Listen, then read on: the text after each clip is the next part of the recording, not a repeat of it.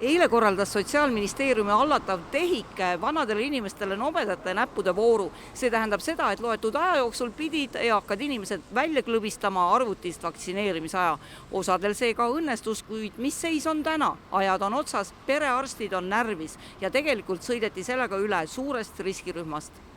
Asjal on ka see külg, et vanemad inimesed ei pea sageli arvutist lugu.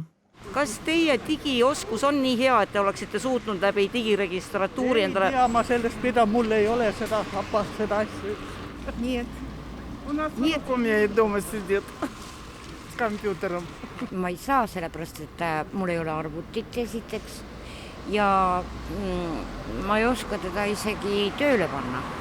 Riskipatsientideni pole jõudnud ja jõuame nagu elanikkonnani ja siis me korraldame nobedate näppude vooru, kus võidavad selle koha mingi loetud näputäis kutsutud inimestest, et see tekitab väga palju ebaõiglustunnet, see tekitab väga palju küsimusi, see tekitab väga suurt ülekoormust ka perearstides, sellepärast, et need, kes on sealt nobedate näppude voorust välja jäänud, et need küsivad, et kas ma siis võin teile tulla.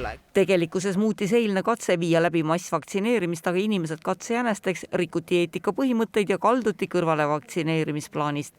Tervise- ja heaolu infosüsteemide keskus näeb asja teisiti. Sihtgrupp tegelikult oli tunduvalt suurem kui ainult 65–69, kuid just selle järgi vaadates, et tegelikult kõik need vaktsineerimisajad said tegelikult väga kiiresti broneeritud, siis see pilootprojekt nagu kindlasti õigustas ennast, et pidigi ju näitama, et kas digiregistratuuri järgi on nagu nõudlus ja kas suudetakse nagu need ajad ära broneerida, seda kindlasti suudeti. Ja teine punkt on kindlasti seal piloodi juures see, et me leidsime nagu süsteemist üles ka mõningad kitsaskohad, et millega tegeleda enne seda, kui nagu päriselt see vaktsineerimine üks hetk üle Eesti lahti läheb.